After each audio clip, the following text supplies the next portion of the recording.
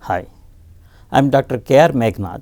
I done my MS ENT from the prestigious the Postgraduate Institute of Medical Education and Research, Chandigarh. I am having 29 years of experience in ENT, and I started my practice and career in Hyderabad in 1994.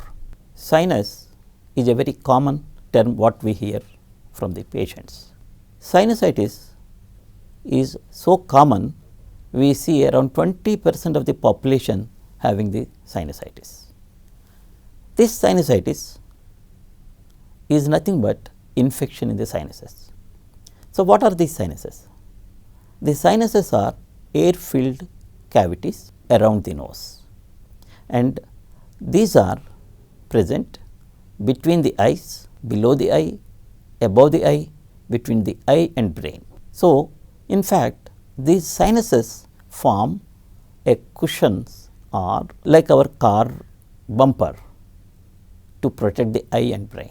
Imagine we were running and fall onto the ground. If there is no sinus, probably we get hurt to the bone, bone will fracture. A fractured bone can go inside the brain or inside the eye, whereas now it is like a bumper of the car.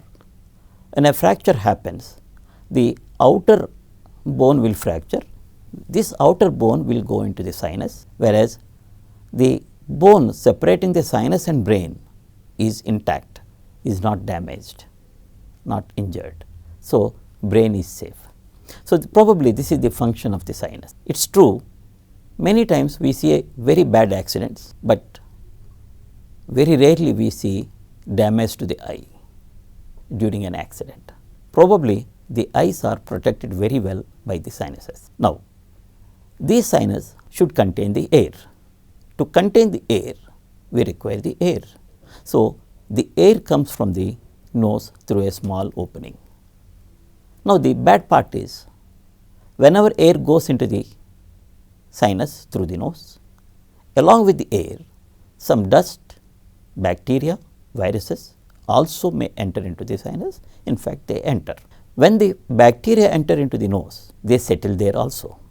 So, over a period of time, there will be bacteria and dust, viruses settling into the sinus. So, to avoid accumulation of this dust, the sinuses are equipped with a continuous cleaning process. In this cleaning process, water, rather sinus fluid is secreted into the sinus continuously every minute, and this fluid cleans the sinus and comes out through the sinus opening into the nose, from there into the throat, and we will swallow it. Now, unfortunately, in certain individuals, the sinus openings are smaller than what they should be, or they create more sinus fluid to clean the sinus. So, when either of these two things happen, or when both the things happen, accumulation of the sinus fluid into the sinus, inside the sinus will happen. When the fluid accumulates or stagnates, the bacteria grow in that fluid, and that is called sinusitis. So, whenever there is a sinusitis, the individual will have the same complaints like a common cold, like heaviness in the head, face, nose block, nasal discharge, sometimes fever, lack of smell or reduced smell sensation, and phlegm or secretions, thick purulent secretions coming into the throat from the back of the nose. This is called sinusitis, and these symptoms are for less than 15 days. It is called acute sinusitis. Usually in acute sinusitis, all these complaints or majority of the complaints will be there. When treatment is taken, the sinusitis will resolve. But when the patient takes haphazard treatment or incomplete medication for the acute sinusitis, they go into chronic sinusitis or recurrent sinusitis. When the complaints or symptoms are continued for beyond 45 days, we call it as a chronic sinusitis.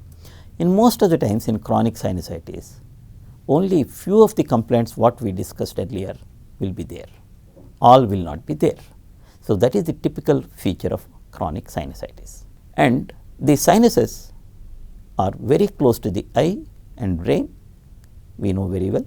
So, any infection in these sinuses can spread to the eye and brain, but fortunately this does not happen very commonly in the adults, but this is a common thing in very small children, very old people, or where the immune status is not good, means the fighting power with the bacteria is reduced because of diabetes or anti-cancer medication or similar things. The infection from the sinuses can spread to the very vital structures, very important structures, the eye and the brain. So, a chronic sinusitis should be treated more aggressively in such population. How to diagnose chronic sinusitis? Many of my patients and friends keep asking me how to diagnose the chronic sinusitis. Many times a headache patient comes to me saying that I am having the sinusitis. Many times a patient with frequent cough, frequent attacks of asthma tells me that I do not have any sinusitis, whereas the truth is the headache may not be because of the sinusitis, and cough and asthma are most of the times because of the sinusitis. That means all headaches are not because of sinusitis. In the sinusitis, most of the times it is the facial pain and not the headache. Most of the cases of frequent attacks of cough and asthma are because of the sinusitis. In fact, they do not give any complaints of the nose. So, how to diagnose this? Here, advanced ENT departments, we have diagnostic nasal endoscopy and multi-slice spiral CT scan. With these two modalities of investigations, we can definitely diagnose the chronic sinusitis. In the nasal endoscopy test, we will see polyps or purulent material, pus material or phlegm in the nose. With these two findings, we can conclude that there is sinusitis.